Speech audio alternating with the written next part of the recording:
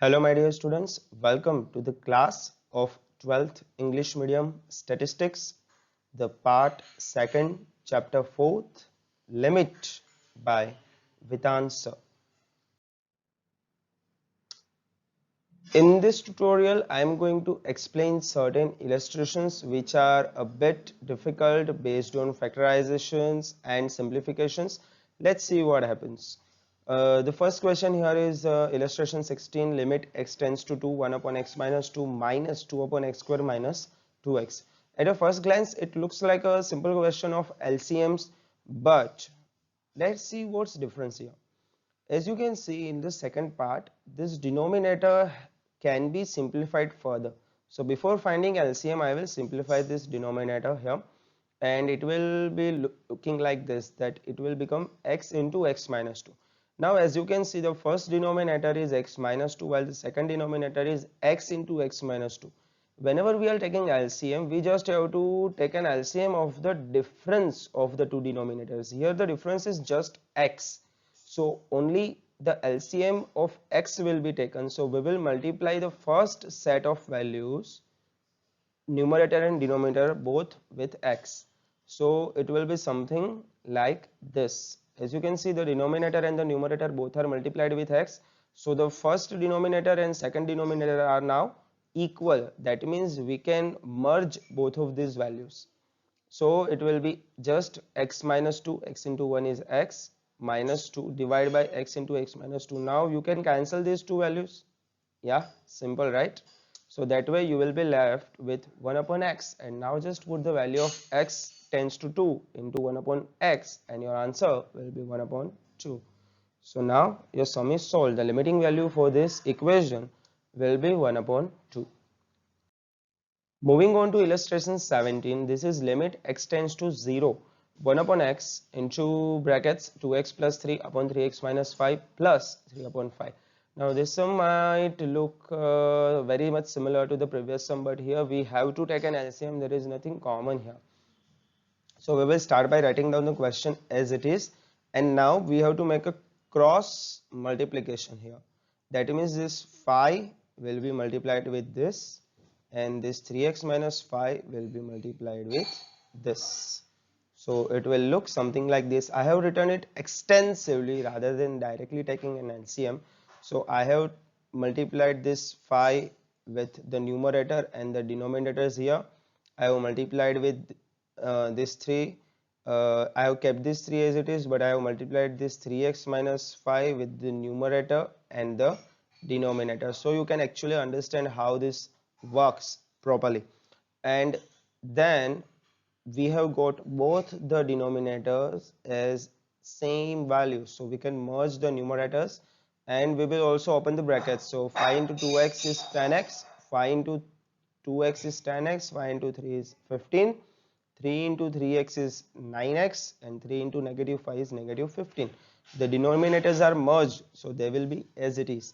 Now as you can see here, the positive 15 and the negative 15 will be cancelled. The 10x and 9x will be added, so it will become 19x. These brackets will be opened, so 5 3s are 15x, 5 minus 5 will be negative 25. So the next step will look something like this: 19x upon 5 into 3x minus 5. I will be opening the brackets in the next step. I have taken it step by step. Here the x are cancelled. If you are wondering what happened, the x is cancelled with each other. This was our objective from the beginning. We wanted to cancel this x, as this 0 when put into x will become the whole equation will be 0. Now I will open these brackets by putting x is equal to 0 into the equation. 3 into 0 stays 0, 5 into negative 5 will be negative 25. So 19 upon 5 into negative 5 will get me the answer 19 upon negative 25, and this negative sign will be taken in its rightful place. So your answer here will be negative 19 upon 25. So this is how you get your answer. We will be moving on with illustration 18. Here the question fx is x square plus x is given, and then the equation is that limit x tends to 2 fx minus f2 upon x square minus 4.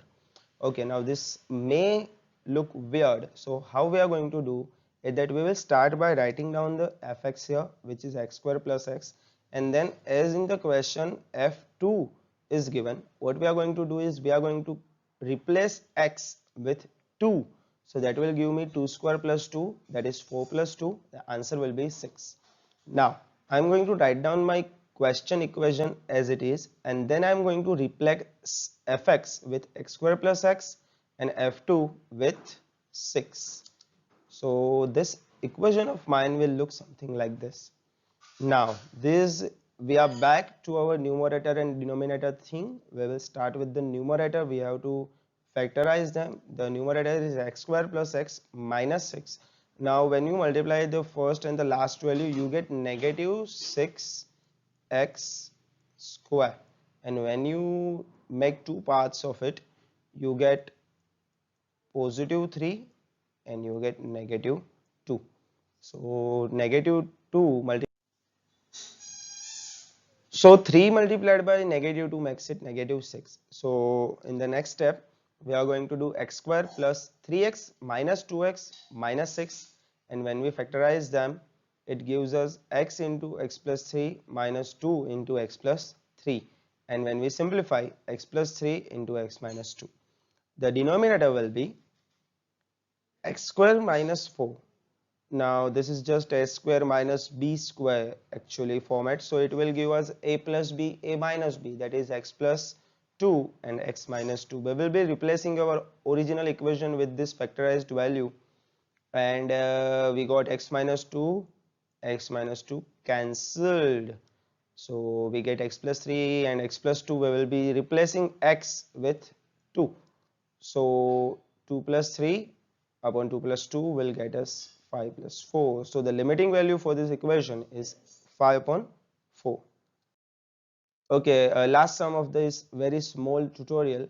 Here the fx is x cube, but as you can see in the question, it is not x, it is h. Actually limit h tends to 0. So f 3 plus h minus f 3 minus h divided by 2h is your equation, and you will have to find the limit for this equation. First of all, we are going to write down the question equation function given fx is x cube, then f3 plus h is given, so that just means that it is a 3 plus h cube. If fx is x cube, then f3 plus h is the 3 plus h cube. Now this is the expansion which you have studied in 11th, as also you have studied this in the previous standards also. So you just have to expand 3 plus h cube. Similarly, when we find f3 minus h, it becomes 3 minus h cube, and using the same expansion rule, we will get this, that is 27 minus 27h plus 9h square minus h cube. These things were taught to you in the 11th permutation, combination and binomial expansion rule. What we are going to do is we are going to put both of these values into the, but for that you have to write down the equation first. So we will start with that. Now replace f3 plus h and f3 minus h with the expansions which we have just calculated here. It will be a bit longer. Remember, first when you are putting these values, put them into brackets, because as you know, between the f3 plus h and f3 minus h, you have a negative sign here. This negative sign will replace all of these values with positive, negative and positives. So that we will do in the second step like this. Yes, first function will not change, but the second function will change. So as you know, these values are here. Now this 27 is positive, this 27 is negative, they will be cancelled. This 9h square is positive, this 9h square is negative, they will be cancelled.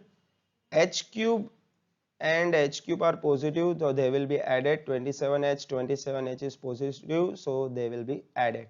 So after doing these things, you will get 54h plus 2h cube.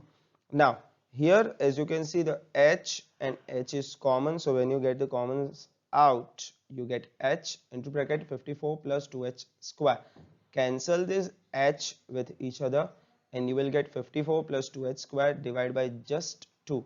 Now put the value of 0 into the equation and you will get 54 plus 0, of course, divided by 2, that is 54 upon 2, that is 27. So with this I end my today's tutorial. I will see you next time with more number of sums and maybe a bit longer tutorial. But study these sums extensively because these sums contain some of the most factorized, some of the most common expansions and some simplifications which are actually quite tough for you guys. So I have just included these sums in this tutorial. Next time I will see you with more sums. Stay tuned. See you soon.